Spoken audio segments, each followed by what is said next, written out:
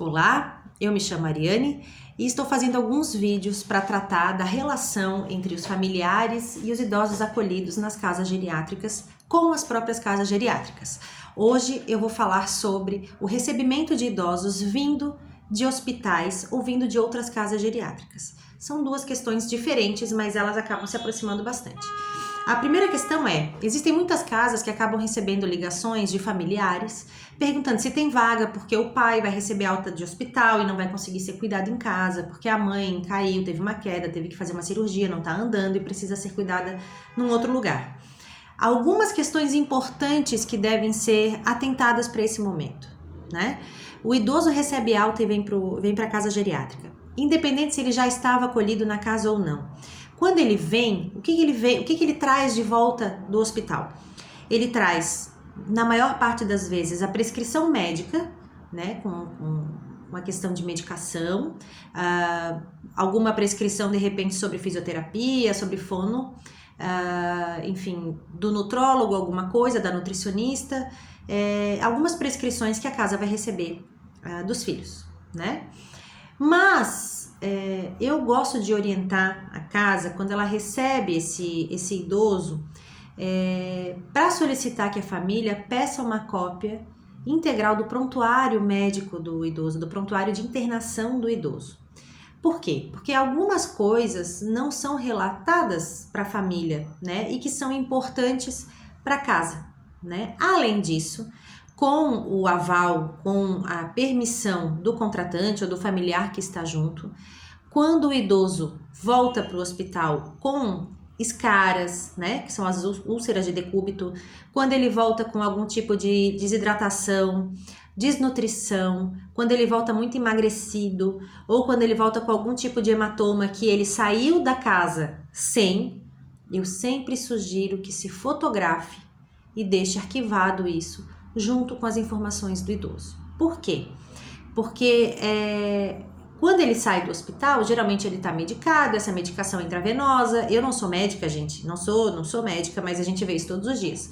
Quando ele vem para a casa geriátrica, ele perde essa medicação intravenosa, ele perde aquele cuidado medicamentoso, porque quando a gente sai do hospital, diminui-se a quantidade de medicação que a gente toma, via de regra, né?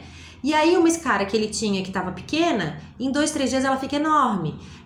Uma desnutrição que ele tinha, ou uma falta de alimentação proteica, por exemplo, vai fazer abrir uma escara em 2-3 dias lá na casa geriátrica que ele não tinha no hospital. E aí vai vir um familiar, um visitante, ou até, enfim, qualquer pessoa vai olhar e vai dizer, nossa, essa casa não está cuidando bem do idoso, veja como ele emagreceu, veja como ele está cheio de escara, veja como está a pele dele. E aí você tem como comprovar que isso veio se originando de uma internação hospitalar. Além disso, tem muitos casos, muitos mesmo, muito mais do que se possa imaginar, de idoso que desenvolve o KPC.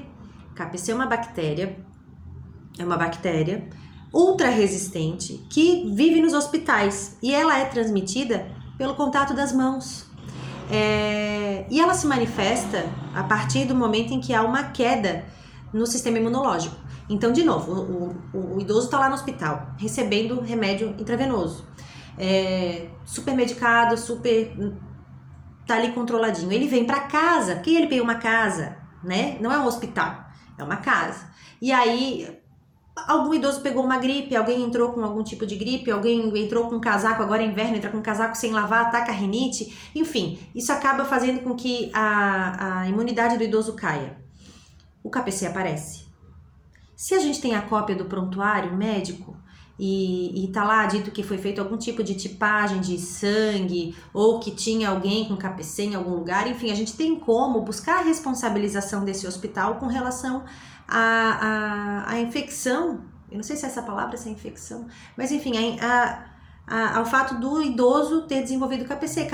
KPC hoje, assim, é tratado até sem isolamento, quando a gente consegue estar com a pessoa que está com KPC num local em que ninguém vai, que todo mundo vai cumprir a regra da higienização dos espaços, dos ambientes, das superfícies e das mãos. Quando a gente está numa casa geriátrica, onde a gente tem o idoso com Alzheimer, o idoso com algum tipo de demência senil, e que não entende o que está acontecendo, não tem como a gente tratar um idoso com KPC que não seja com isolamento. Para a defesa dele, e para defesa dos demais, né? Então ele tem que ficar isolado. É importante a gente ter esse prontuário justamente por causa disso, tá? Para que a gente possa ter um histórico daquele idoso que não sejam as prescrições médicas.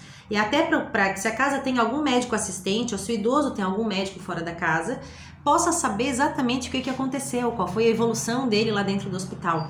Isso é muito importante nos casos de internações um pouquinho maiores, internações de 10 dias, 15 dias para frente, porque é uma internação um pouco maior e isso pode acontecer várias coisas ao longo desse período e 10 dias depois o idoso está super estabilizado e ser mandado para casa. E ainda tem as altas em que o idoso não está super estabilizado, ainda está com quadro de diarreia, ainda está com quadro de variação de pressão, mas o idoso é mandado para casa.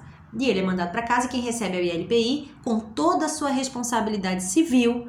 O enfermeiro responsável técnico recebe com toda a sua responsabilidade civil. Então é importante para casa, para o enfermeiro, que ele saiba exatamente o que aconteceu com esse idoso naquele hospital e tenha esse registro, esse prontuário.